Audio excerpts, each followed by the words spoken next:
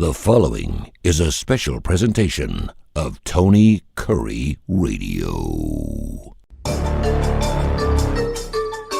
This is the Inferno Podcast. It's the official podcast of UAB Athletics. Blazer fans, this is the place every week for an inside look into UAB Athletics. This episode is brought to you by Pearl River Resort.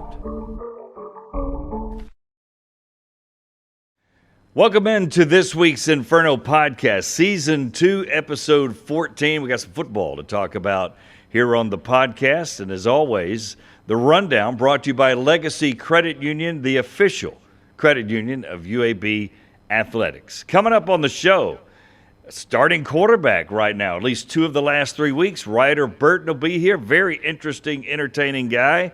Different kind of cat, very confident.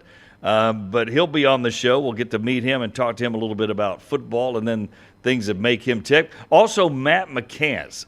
Rare is it that you find a guy that played and coached at the place that he calls his alma mater. McCants has done that. Got drafted in the NFL. He's the offensive line coach. We'll talk to him as well. We'll talk about the game upcoming, North Texas at Protective Stadium this Saturday at 1 o'clock. Hey, men's basketball is back at Bartow after the loss to North Carolina State, and they're playing High Point. Now, your first reaction may be, High Point, who cares? Well, that's an NCAA tournament team. So that's a big test coming up on Friday. And then beach volleyball, really hot right now. They advanced to the Sweet 16 of the AVCA Pairs National Championship. We know how good those guys can be. So we'll have all that and more coming up. Of course, you can follow us on YouTube, social media, again, wherever you get it. A lot of people get it Instagram, some people Twitter, the website, Facebook. You've got all that right here. Be sure you link and subscribe, and, of course, ring the bell for notifications when a new podcast comes out. So we'll take a break, come back with more of the Inferno Podcast coming up next.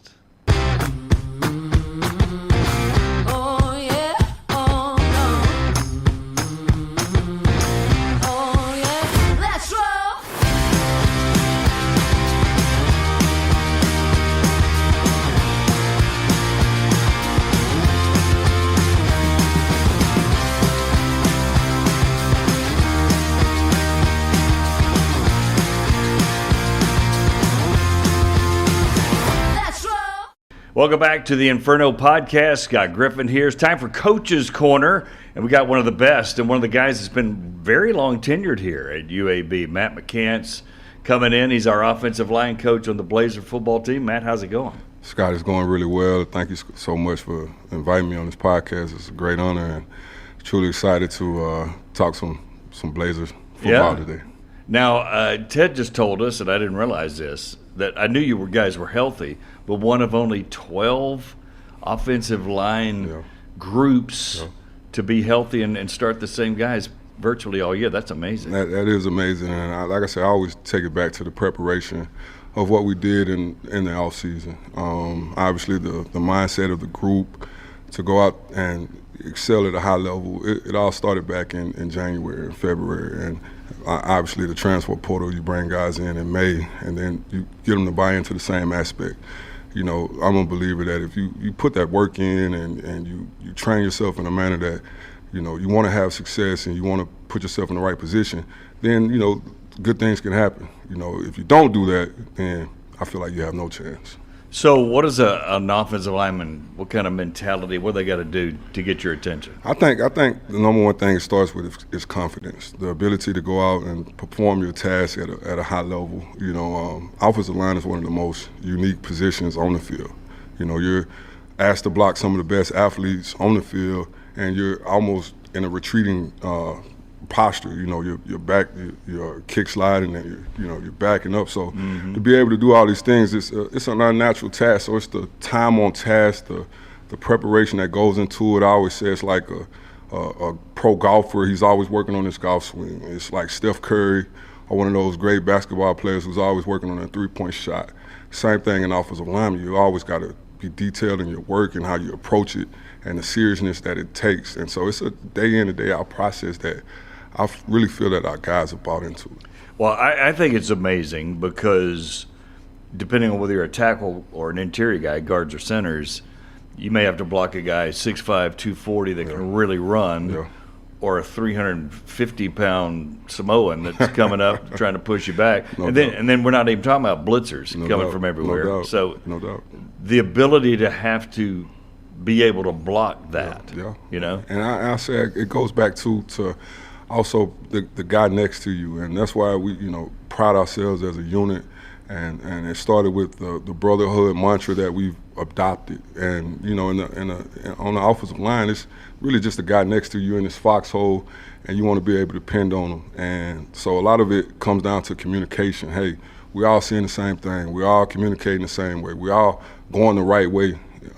Sometimes we might all go the wrong way, but at least we're going together. And so I always having those guys in mind say, hey, it's about you and the guy next to you and performing this task, because obviously I feel like, being biased, we have one of the toughest jobs on the team, and, basically you don't really get any recognition for it unless something bad happens, and, and so just taking pride in what we do, going to work every day and enjoying each other. I talked to the guys last Thursday, and we just took a time on out of the meeting to just talk about what we appreciated about each other. And I always start off the things because, it's like one of those icebreaker things. Nobody wants to talk. Of course. And so I always started off, but I told them about how I appreciated every person in that room because they're all overcomers. At some point, they had to overcome something, whether it was physical, mental, spiritual, emotional, something. But to choose to day in and day out come to work with the right mindset,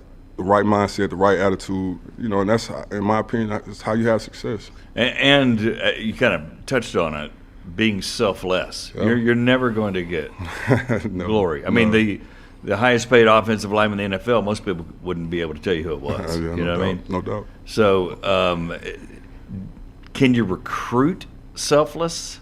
Yeah, obviously, that's the thing that you try to look for in the recruiting process. Hey, what's this guy's background like? How does he interact when he comes into the building? How is he, as far as pushing in his chair when he stands up? Little things like that you try to get a beat on. But obviously, when you come into the atmosphere now, it's an adaptation that has to take place, because when you see a group of guys who are bought in, and you're kind of want to be this outlier, you don't fit in. Yeah. And being selfish in the offensive line where it just doesn't mix. And so, because it's about the group, it's about the unit, it's about a group of individuals moving as one to get to where you want to go. Mm-hmm. Yes, sir. Matt McCants, our guest here, two-time All-Conference here. Two-time, yeah. So what did you do right, you think, to get those kind of accolades and then get drafted in the NFL Human Lottery in 2012? So like I said, I start everything with mindset. And so for me, my mindset was, I only played 1 year high school football. I was in a marching band. And You're kidding me. I played the tuba up until my senior year in high school. Well, I get that. and so, my very first snap that I'm in high school doing spring practice, I break my arm. All right, so I'm out, I'm at right tackle, I'm pulling around on the screen. This defensive back, probably about 5'5", comes in and puts his helmet right on my forearm, snaps it. Wow. And so during that moment, obviously, you're thinking like, what did I get myself into? All these things. I mean, the very first play that I'm in. And what took place, though, and I said that was the defining moment in my career. What took place was when that guy broke my arm and I'm, sitting on the ground, obviously in pain, he stood over me and he told me how band members don't belong out here. And this is what you get. And, it just was a fire inside of me that lit up that I couldn't explain. And I ended up finishing the practice. And just, I wanted to show that person, and not only that person, but anybody else who was probably a naysayer that, I can do this, I can achieve. And it wasn't by, anything that was easy, but it was all hard work and a mindset that, no matter what, I'm going to go out here and prove that I belong. And I just want to respect, that, hey, this guy, he can come out here and play and do a good job at it. So fast forward, I'm doing all the drills. Even though I got a cast, I'm doing all the drills and I'm doing everything. And so I get to the first game of the season, and the offensive coordinator sits me down and he says, "Hey, Matt, I really appreciate your hard work. You worked extremely hard. You've come further than anybody probably would ever imagine. But I have this freshman all right, that I want to start. And, only got 10 games with you. And I got 4 years to develop this guy. So I understood that. And for me, I just always wanted to, show that I belong. So at practice, I'm going extremely hard. I'm blocking guys. I was fortunate enough to be teammates with Nick Fairley, who played at Auburn. Yes. And so those battles and, just the iron sharpening that took place in that. And 7th game of the season, I'm sitting on the sideline. I had not had a snap, but just practice. And we're going down. We're playing our rival, BC Rain. We score a touchdown. And the field goal unit is running off. The kickoff unit is running on. And guy jumps up. The guy that was in my position jumps up for like a just routine celebration of like chest bump, comes down, tears his ACL. Come down, PCL, everything, complete, total destruction of his knee. And so that was my time to go in. And now I'm nervous. I mean, like extremely nervous. And, the thing that calmed me down was the thought about, hey, just like practice, right? Just like practice. And I just took that and those 3 games and was able to get noticed by UAB. How crazy is that? Yeah, I mean, it's just, that's why I always talk to the guys about just your mindset and your preparation. Nobody knows what's the end story going to be, but if you give up, you're the person that put that ending on it, and so I always, been that guy. No matter what, you always want to put yourself in a position because you never know what's going to happen. Yeah. It's better to prepare for an opportunity and not get one than get an opportunity and not be prepared. And so just always telling the guys that, hey, man, I was the guy that never played, that nobody thought about, that just got a shot. And it's about what you do with it when you get it. And you've got some guys on your team because we've talked to them. Your center was kind of like that. Yeah, no doubt.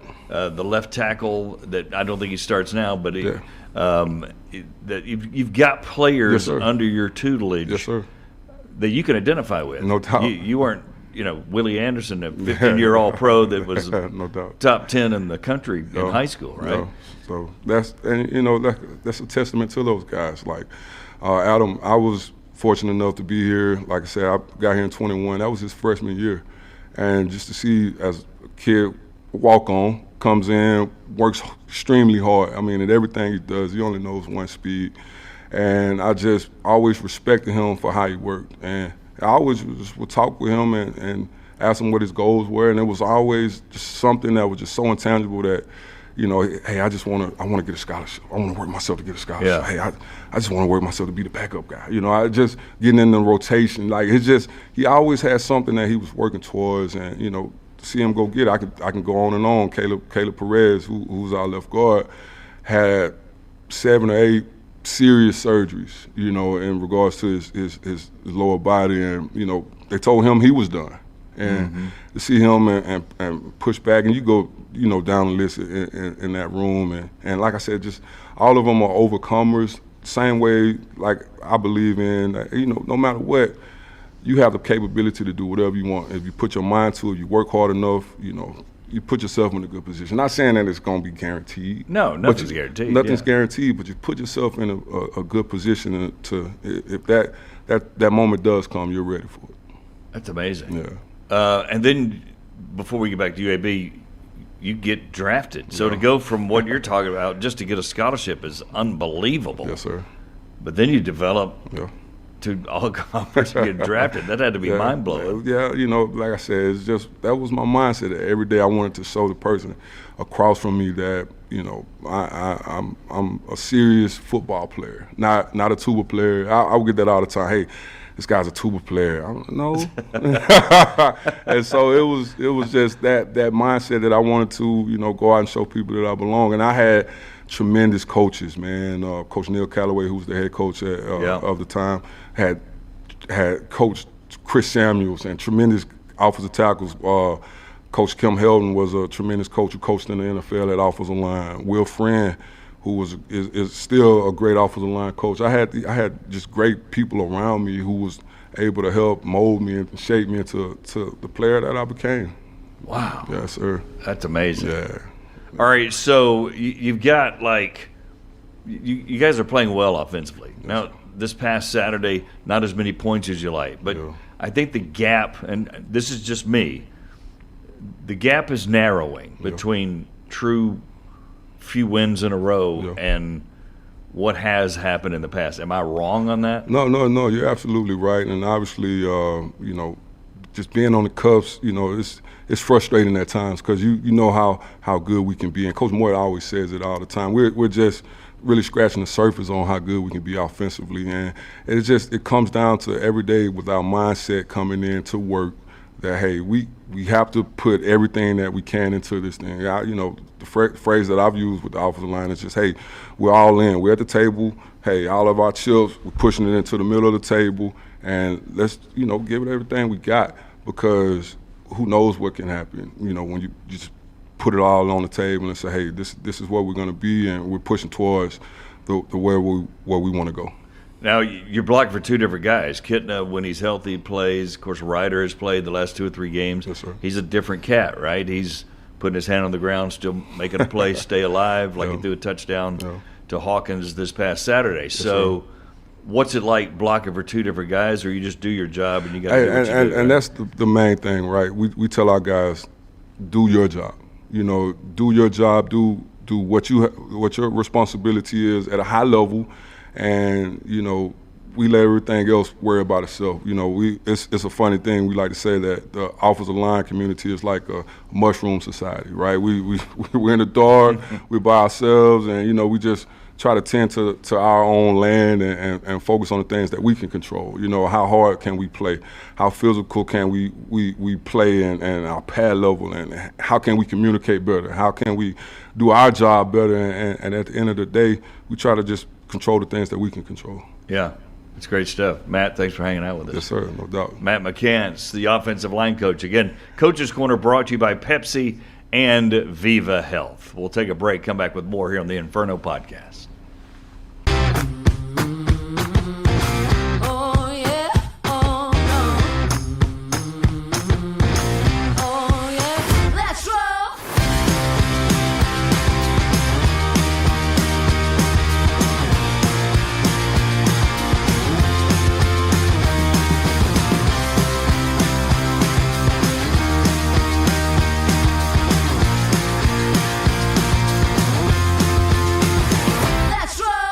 The if in life, it's a world of possibilities. If you go for a night out with friends, if you can keep an eye on your money along the way, if you know you have overdraft protection with no fee transfers from savings, when you get a low balance alert, it's easier to say yes to fun. If that sounds good, try Regions Life Banking. Stay ready for the if in life. Regions Bank embrace the if in life. Welcome back to the Inferno podcast. Time now for our Blazer of the Week, and what a good one. What another guy that's burst on the scene. Ryder Burton, quarterback for UAB Blazers, started against Memphis in that upset. We'll talk about that certainly extensively. The next game, you come in off the bench and finish, and then last week started against Rice. So what's it been like? You're a confident guy because I've hung around you a little bit. And so you were a good teammate. Obviously, you got to be in the quarterback room, but then there's that dynamic of I want to be, I'm a play away from starting. So kind of talk about that mentality and how you've developed it here at UAB. I was lucky enough to kind of get a first-class view of it at other schools. So I think Garrett Green was really the guy that hit that home for me. Like, listen, we're competing, but at the end of the day, we're brothers too. Yeah. And when I first got to UAB, I texted Kitna and I was like, Kit, like, I'm here for you. Anything you need, like I just want to win ball games, right? And there's no question we've been a little short on that recently, but we're going to do everything in our power to continue that. And 1,000%, I'm going to have the utmost confidence that I can play and beat anybody in the country. That's just the type of competitor I am. But 1,000%, you got to be your brother's keeper in the quarterback room too. It's a tough position, and a lot has to go right just for us to play well. That's outside of our control. So, you got to be there for him, and any way that I can help him, I'm going to continue to do so. Yeah. All right, so you're from Utah. You're really from Georgia, but eventually moved to Utah. Yes, sir. You stay there. You go to BYU. I know the story. You're playing. Coaches changes, so you decide to leave and go to West Virginia. So pick it up from there and then getting to UAB. it's funny to say this, but I don't think I'd have ever left West Virginia if Coach Brown didn't get fired. I really loved it. It's not everybody's cup of tea, but Morgantown was a special place to me, man. It felt a lot like how Springville High School felt for me in terms of like small town. All anybody cares about is how football goes. Yeah. And I kind of lived for that. So it was a really cool place, and I had really good friends in that quarterback room, especially. You know, Gary Green's kind of the older brother that I never had. But yeah, once Coach Brown got fired and they brought in Coach Rodriguez, it's absolutely no disrespect to him. I don't fit that offense. Yeah. I mean, they have quarterbacks running the ball 15, 20 times a night, and that's just not who I am as a player.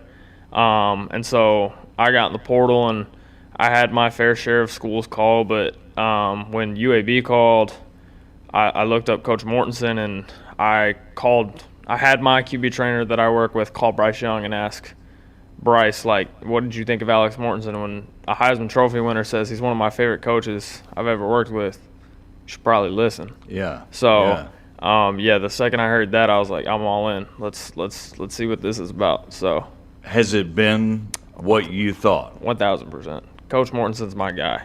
I am the biggest believer in what that man can do as a head coach, as an offensive coordinator, as a quarterback coach, and I've said multiple times, wherever that man is next fall is where I'll be. So I'm the biggest believer in him, and there's a lot of people that are going to have some scrutiny for him. It's not Coach Mort, it's me.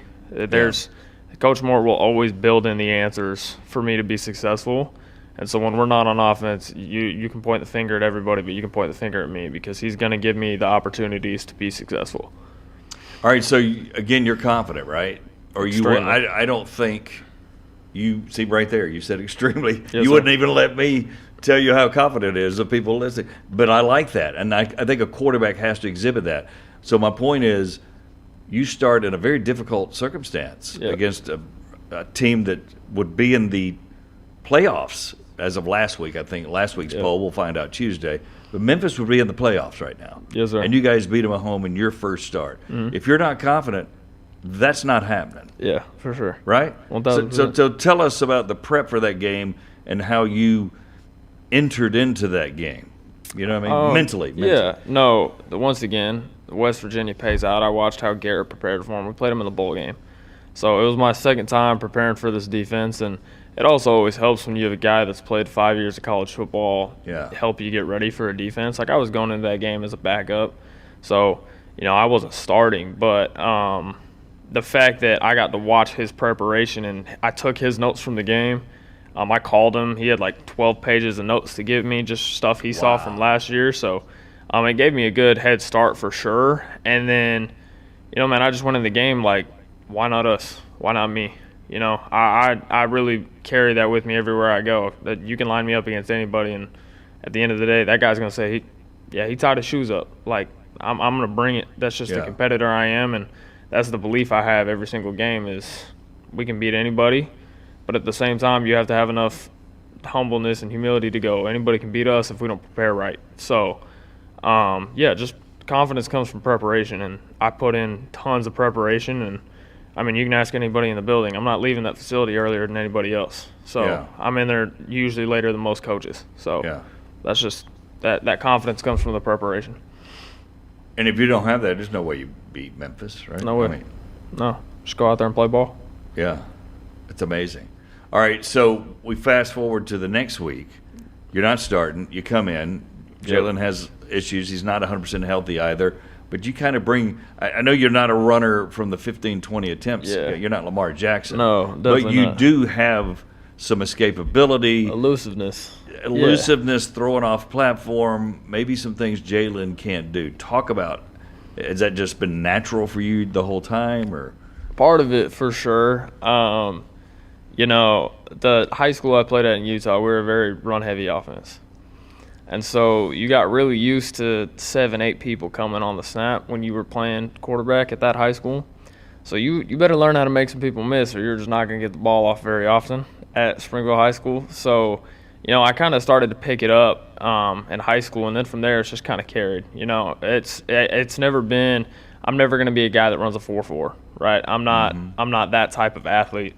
But I will be the guy to make the first guy miss every time. Like, that's my ultimate goal is those O-linemen do so much for me that it's only right by me that I make a D lineman miss every once in a while. Yeah. Right? There's never going to be a game where I play 100% clean in the pocket. It's just not going to happen. So as many times as I can make those guys right as I can, it's the world for them, absolutely, because, I mean, it's no secret. Like, those guys are trying to play and get paid too, and sacks are usually the biggest thing that goes against them, and there's oftentimes those sacks can be on me too. Sure. But people don't take that into consideration. And so, any chance They don't I can, see that when they see the sack. You held the ball too long, right? Like, there was one in the Rice game, I got outside the pocket, and it's a clear throwaway, and I tried to make a play I shouldn't have tried to make. Right? And that goes on the O-line room where it's like, that's completely on me. Yeah. Right? So any chance I can to get out of the pocket and extend and make plays for those guys up front, I'm going to take the opportunity to do it. Yeah. All right, so that game goes by. We go to Rice. You're named the starter. Yes, sir. No surprise there to you, I'm sure? No. I mean, once again, it wouldn't have mattered if I was the starter or the backup. I'm going to prepare the same way. Yeah. It's just I'm gonna be ready when my shot's called. And I didn't play as well as I would have liked to against Rice. There's a lot of There's things some meat in on that the bone, game, wasn't there? 1,000%. And there are a lot of things that didn't go our way, that we can make excuses about. But at the end of the day, I've got to play better. I've got to complete the ball at a higher rate, and I've got to continue to improve as a player. So, but yeah, it was an unfortunate game to say the least, and I'm going to continue to go back to the drawing board and prepare even harder this week. See what we can do to help this team win. Nobody likes to talk about being close. Mm-hmm. Hugh Freeze has taken a lot of heat on that 1,000%. in this state, but Coach McCants talked about it. There's still, I call it narrowing that gap, right? Yep.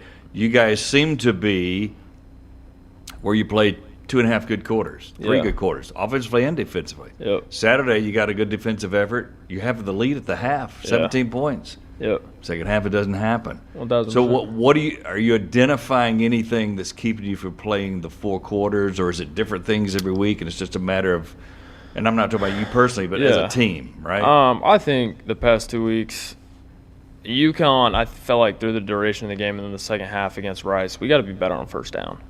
I think a lot of that starts there when – like, if you look at the Memphis game, very rarely were we in 3rd and long or 2nd and long. No, it was definitely ahead of the chain. And right? So when I get to play quarterback, when they have to honor run fits and they have to fill the box, and it just makes my life easier.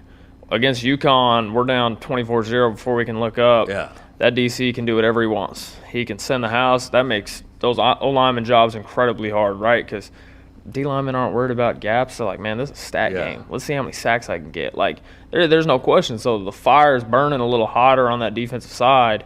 And when you're 2nd and long, a DC can do whatever he wants. So we just got to get back to being, and I do too, of jabbing. Like, just little jabs, throw your knockout punch at the right time. Just jabbing, getting to 2nd and 7, 2nd and 6. To set up that 3rd and 2 to 3 range, because then we have our whole playbook open, and it forces DCs to be in a little bit of a tougher scenario. Yeah. You feel like you're getting better? For sure. I'm a 3rd-year guy, but I'm still young in terms of playing experience, right? There's some things I definitely can improve upon. I took some sacks against UConn and Rice that just can't happen. I made a terrible decision on an RPO last game to pull it. There's things like that, but I'm definitely learning and getting better, and that's only going to continue.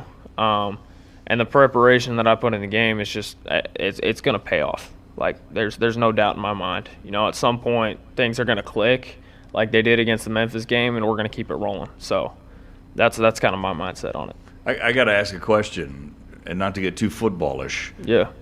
But it's my opinion that defenses have caught up with total RPOs. I think it's good to sprinkle them in, right? 1,000%. But Hugh Freeze made a living on it at Ole Miss, so that's where it started. Now defenses, to me, are catching up. So sprinkling them in are good, but predetermined passes and runs is still the way to go. Off base, on point, or depends I think it depends week to week. Yeah. Rice, like, if you want me to get in nitty gritty, they play 7 mix. I mesh the ball. The nickel's going to play. I should have the RPO because that puts 7 in the box. We got a 6-man run scheme. That's right. 1,000%. They played 22 carry. The nickel carries the punk player, and I pull the ball when I shouldn't have. There's only 6 in the box. We'll run for 5. Like, there's just things like that where it's like I'm not predetermining the decisions, but I can be better understanding technique and leverage and the overall, what's the word I'm looking for? Just kind of like the demeanor of the nickel or the safety, depending on the RPO. So I could have been better against Rice, especially in the RPO game. And I think if I'm a little better, that game might go differently. So it's on me, and I've got to be the one that leads the charge. I got you. So what do you try to do? I know you try to get better each week, but what are you working on specifically for yourself right now? I think just slowing down the mesh in the RPO game. I felt like early in the game, our backs really wanted the ball. They wanted to eat, and I allowed them to be a little faster through the mesh. I got to slow them down. And then on top of that, just – and when you say mesh for people, it's the read. Yeah. You know, because you got to make sure what they're doing to know when what I put the ball on the running back's stomach, I got to get him to slow down because I'm trying to read a person. That's right. So I just got to get those backs to slow down, and then on top of that, I've got to get rid of the ball when like know when to say when. Right, I'm a guy that creates a lot of plays back there scrambling, but there's also sometimes I need to get the ball out of my hands and get us a 2nd and 10, live to fight another down. Yeah. Right, there's definitely some times. It's identifying. Yes. Like you had the play to Hawkins 1,000%. Where you go and the pressure's coming, you have to stop because he gets around the tackle, you put your hand down because you almost fall down. But you get up to throw a touchdown. 1,000%. So if you throw it away there, that doesn't happen. No, but you got to identify. Yeah, 1,000%. When I'm out scrambling to the right and there's a good athlete that has a track on me, just throw the ball away. Yeah. Like things like that. Just I got to be better at getting rid of the ball and then slowing down the mesh and controlling the tempo of the game because against Memphis, we played on my timing. I mean, we were down 7-8 seconds on the play clock, and it was because I want to play chess. Let's see if the DC can out-chess me and out-chess Coach Mort, and they couldn't. So I need to get back to controlling the tempo of the game, making better decisions in the RPO game, and then getting rid of the ball on time. Time now for the lightning round. That's where we have a little bit of fun and talk to these guys about what they like to eat, who they've hung out with, what are they listening to, all that kind of stuff. So Matt McCants joins us again. Ryder Burton is here as well. This is going to be fun because you're a coach, right? Yes, sir. And you're a player, obviously. So it's going to be a little different here. But let's start with the same question for both for a couple of minutes. You're from Georgia, so this is going to be different. And you're from Alabama. So it's interesting because most guys we talk to in whatever sport, they're not from here. You guys are close. Yeah. So what is your favorite food in Birmingham? It's kind of a food place, right? It is. You know, I was shocked. There's a lot of good tacos around here. Tacos? I was blown away. I didn't think that would happen. Wow. But like food truck stuff? Like Los Valedores, Homewood, banging. Really? El Barrio, banging. El Barrio's pretty good. There's a lot of good tacos around here, and that was not what I was expecting. But overall, Pizza Grace is probably my go-to favorite spot. It's unreal. It's unreal. So that's where I'd go. What makes it different for you? Sourdough crust is really good. Garlic bread. I mean, they got new ownership. Broke my heart a little bit because they got rid of the garlic bread that I loved. But there was times I'd go get 2 garlic breads and just get the garlic bread and leave. So I'm a massive garlic bread guy. But yeah, Pizza Grace for sure. What do you got, man? See, I'm a breakfast guy. And really? Yeah, breakfast? Breakfast. I can eat it breakfast, lunch, and dinner. So my favorite probably right now, and I go back and forth between Another Broken Egg and Big Bad Breakfast. So the ability to go in, obviously, to get breakfast, but they do have a great like lunch menu that you can get, and so it's one of those things that, man, I just tear it up, man. It's so good.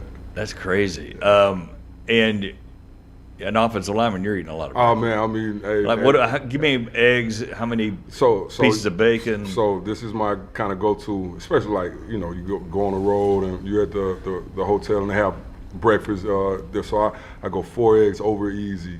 I go either grits if they're applicable. Obviously bacon, probably 4 to 5 slices. Biscuits if they have it. But I'm a lightly buttered toast guy. Really? So I just enjoy it, man. It's one of those things that, like I said, you can't get enough of. It's savory, Savory, what a great word. Salt and pepper in the grits, though. That's kind of the big debate is if you put sugar in your grits or if you're a salt and pepper guy, but savoriness. All right. And I'm going to stop it right there. Bring the mic a little closer to you. Just bring it closer. Gotcha. There you go. Much better. So we can make it edit there, right? Yep. Okay. So every morning, Every morning. we're home on the road, Yeah, you're getting a good breakfast. I'm getting a good breakfast because growing up, you learn that the breakfast is the most important meal of the day and those type of things. And then, it's just one of those things that I can carry it on. Like I said, I can have it at dinner time if not, There's been some times we get back on the road and you get in 1 o'clock, 2 o'clock, hey, Waffle House, you can't go wrong with it, man. Some eggs and bacon and grits anytime. You got to do smothered covered. Oh, man, yeah, no doubt, chomped. I got you. And we're bouncing back and forth. And I know you've got some, and it may be Bryce Young. Who's the most famous guy? And when we say, I'd rather instead ask you met, because a lot of people have met people, but that you Actually hold a relationship with? Yeah, even if it's relationship loosely, right? Probably Jackson Dart.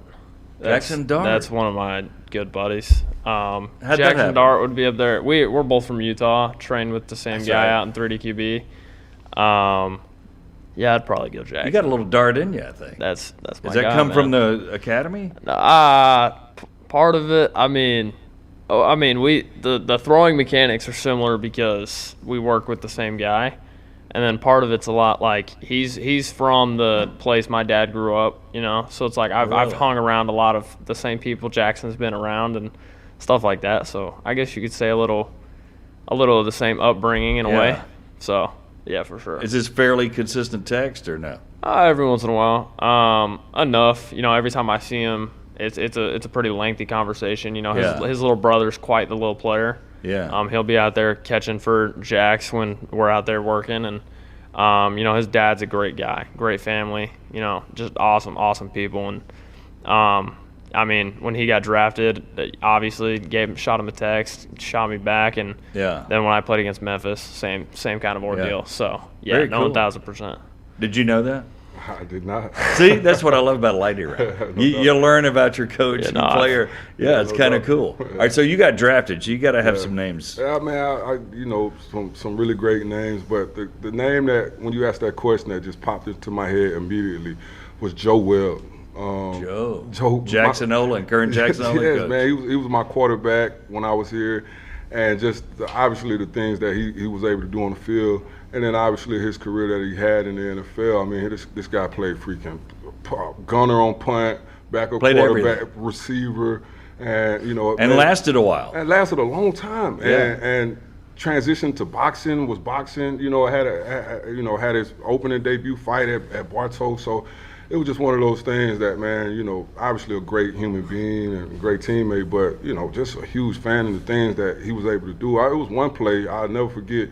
He scores like the 60-yard touchdown with no shoes on. Like his shoes, I might have missed a block or something, and he just takes off and loses his shoes and scores. So he was just tremendous to watch, and obviously, one of my best friends. Shout out Webb, because they went he's- 4-6, made the playoffs this no year. doubt. Only one win the year before. Yeah, Crazy. Man, and like I said, just the things that he's been through, and obviously those kids, he's able to be a great leader for them, and and just teach them about life. All right. So if you weren't playing football, what would you be doing? See, obviously a ball coach. That's where the next stop is. But if nothing So in to the do with future and football, now? 1,000%. Nothing to do with football. Yeah, you're either catching me hunting birds from dawn until dusk, and then probably consulting, doing what my Ducks, dad does. or I'm a upland guy. I've got a pointer, and so it's not your typical South thing, but Right. quail, pheasant, chucker, stuff like that. what is it about that grabs you? That's what Utah has to offer. That's it? Well, they've got skiing, They've snowboarding. got- What are you talking about? Well, Hiking? okay, hold on. If we're gonna get into it, my dad's big hunter. Yeah. Dad's side of the family is big into horses and hunting. Okay. So that's kind of what I grew up around. And then just on top of it, in terms of the dog, it's a lot like football. Every day is different. Yeah. Every dog is different, and it kind of creates the same challenge for me that football does. So I really enjoy it. Is that your mindless thing to get away from football too? Not that you can do it here. 1,000%. Well, see, I do get lucky. There's a guy here that helps me out pretty good. Yeah, he's got a chunk of land about 30 minutes away. And so you can. Yeah, he has some quail on his property that he lets me come out and have a good time on. You didn't know that either, did you? I did not. I'm getting you in trouble. Yeah. Burton's got guns shooting birds. That's what he's doing. Coach Mort knows. Yeah. Coach Mort knows. All right, so same thing for you. No, and don't tell me tuba player. No, well, I can still dabble a little bit. My wife bought me a tuba probably about 4 years ago. Get out. And I still play it, Are you kidding me? Yeah, man. I just, some things you just can't put down. You just got mad a few minutes ago that the guys were telling telling you. Right, but then, what is happening? I don't know, So, but wow. if honestly, I was a criminal justice major, and so I'll probably be doing something in regards to juvenile counselor or advocate or some type of deal like that. I've always it's been passionate about young people and obviously the decisions that they make. And you look at our judicial system, and you got a lot of times these kids, they just need the right direction and the right path. And same thing as a coach, you want to be able to help guide young people and to make the best decisions that they can make. All right, so quarterback, offensive line coach, former offensive lineman, obviously. Give me something about the quarterback position. Media guys like me or fans, we don't know, we don't understand, we don't get, and it kind of gripes you a little bit. And then we'll go to offensive line. If there's anything. I really can't stand when people just look at stats. Stats don't tell the full story. Like, for example, like I was guilty of this. I ended up looking at stats. I was looking at the North Texas stats. They've got like the 8th best passing defense in the country, right? Well, they played Army and Navy, right? So Army and Navy only throws the ball 10 times a game, right? So there's 70 yards. And then I go to UTSA, and Owen McCants having a field day over there at UTSA. And he only throws for 80 yards. So I'm like, what the heck, Owen? Like, you got your tail kicked. Yeah. I go watch the tape. I'm like, oh, he got hurt. I'm like, oh, that makes sense. So there's just – if you only look look at stats. And, like, he also had 4 or 5 drops in that game that would have been the difference of – 11 for 20 for 80 yards and a touchdown. It would have been like 16 for 20 for 200 and 3 touchdowns. Right, different It's just game. like, it's just when people just look at statistics, it's like it's a completely different ballgame than if you're actually out there playing. So that'd be my thing. The good news for offensive linemen, there's not many stats. So that may be the bad thing. So what is the most misunderstood thing about you guys? I've always said this. The amount of time it takes for an offensive lineman to get ready for practice or for a game, like the amount of now, why is he laughing? The quarterback's laughing. Yeah, because it's like you almost going to battle. So it's very true. Braces, a freaking Bengay rub on your elbows, and so it's a process that goes into it. Finger tape. I mean, you look at my fingers, I'm all jacked up, and so it's. To get your mindset and the things that it takes to go out there and perform your job, it takes a while. You're getting hit every play. Every play. On the extra point attempt, oh, man. You're getting hit, right? Punt return, you're getting hit. Yeah, nobody else is doing that. Nobody else is. So it's just the amount of time that it takes and getting your mindset ready for that, and it's a deal now. Yeah. Wow. And the guys always. They joke with me like, Coach McCants, we need time, we need more time. So it takes a minute to get going.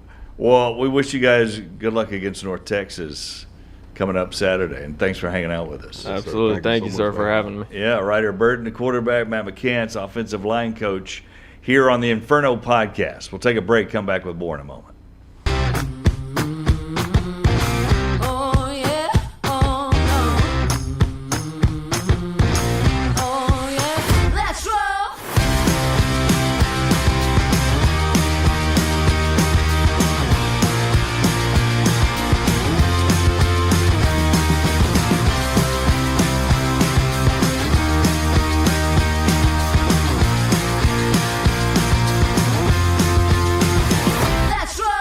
The if in life, it's a world of possibilities. If you go for a night out with friends, if you can keep an eye on your money along the way, if you know you have overdraft protection with no fee transfers from savings, when you get a low balance alert, it's easier to say yes to fun. If that sounds good, try Regions Life Banking. Stay ready for the if in life. Regents Bank, embrace the if in life. Welcome back to the Inferno podcast. This week in Blazer Nation, where we check out what's happening with all the sports at UAB. Of course, this segment is brought to you by Children's of Alabama. Let's take a look. The UAB women's cross country is in the South Regional NCAA Championships. That's coming up on the 14th at 8:30. So good luck to the women's cross country team on that. Also, women's volleyball at East Carolina at 6 o'clock on the 14th. Men's basketball this Friday, of course, against High Point.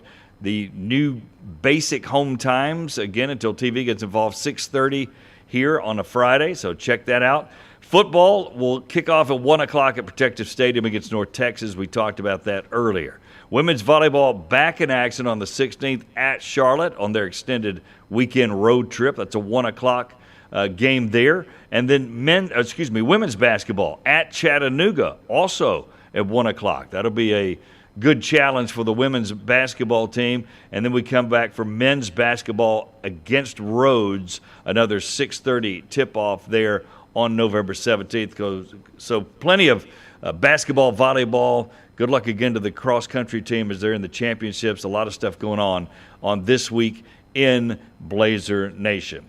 And so that'll do it for this week's edition of the Inferno podcast. Thanks again to Ryder, Burton, and Matt McCants for hanging out with us, and thank you for watching.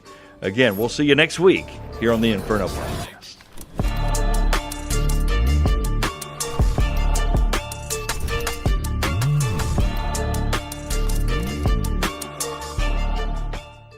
This has been a special presentation of Tony Curry Radio.